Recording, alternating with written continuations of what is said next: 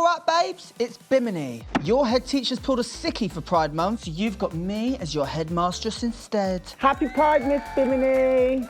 Class rules. 1, be yourself. Right. 2, mind your business. And 3, stream anything by me, Bimini, available on all streaming platforms now. Welcome to the Queer Academy.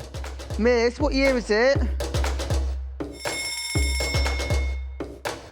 All right, babes, welcome back to Queer Academy. Hi, Miss Bon-boulash. You're looking mighty fit today. Today, we're supposed to be doing French, but I can only say a few words. So I thought we could see how I get on with English. I'm gonna put you to the test. Let's start with a basic one, shall we? What does LGBTQIA+ stand for?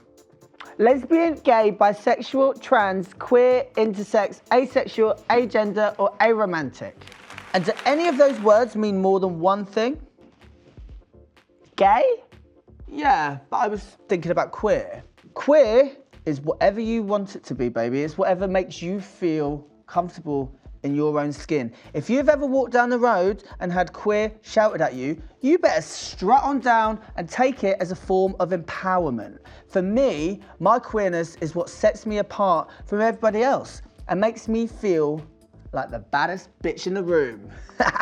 Queer is a definition that can change over time, and I feel like it's a rejection of social constructs, the patriarchy, and the world that puts you inside a box. Now, queer over time was used as a derogatory slur, so there is a conversation within the community on whether we have a right to use it. Now, some people's experience of the word queer can be negative, and we have to understand and acknowledge as we are using it ourselves. I use queerness as a form of empowerment, but we should not diminish people that have a traumatic experience with the word queer. Do people need to choose a label? People do not need to choose a label. If you want to, that's fine. For me personally, I found labels very difficult, and I feel like it's made me constantly come out throughout my life. Whatever that was, coming out as gay, coming out as pansexual, coming out as non-binary. I feel like labels are easy for people to define and understand, but if you don't want to label yourself, you don't need to. But what about pronouns? Pronouns are incredibly important for a lot of people and should always be respected.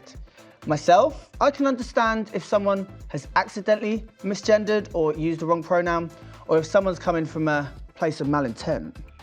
But why do people change their pronouns? People might change their pronouns to acknowledge how they feel on the inside, because that may differ to the sex that they are assigned at birth. Growing up for me, using male pronouns, it just didn't fit right for my body. It didn't fit right for how I felt. It didn't fit right for who I was inside. So I chose to use they, them pronouns. People that use they, them pronouns might be non-binary. A lot of people who identify as non-binary might use the term they, them as their pronouns instead of he or she. And that is to do with their personal preference and should always be respected.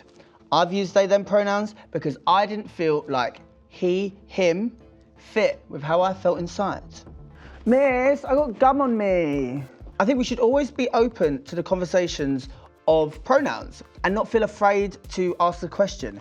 If you're wanting to learn and you're wanting other people to accept your pronoun, these conversations should be normalized and shouldn't feel like an attack or shouldn't feel like a negative experience. We can all learn something from each other. Well, when did they and them pronouns start? Now, let's get this cleared up once and for all. The earliest recording use of they as a gender-neutral personal pronoun was in the 14th century. It was used in a French poem called William the Werewolf in 1375, nearly 650 years ago. Now, my pronouns, I hear you ask, are bad bitch.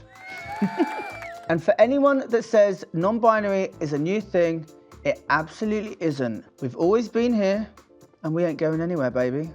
All right, babes, I'm Bimini, and you're watching MTV. So, what did we learn? They and them pronouns aren't new, and being queer is something to be proud of.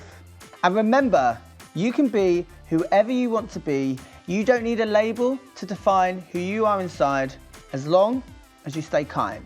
Miss, how do you spell LGBTQIA+? Remember, the bell doesn't dismiss you, the flag does. Next time on Queer Academy, today's lesson is herstory, according to Bimini. Now, what do you want to know? You make the rules, not the world.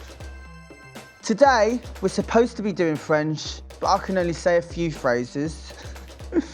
Bonjour. Do you speak English?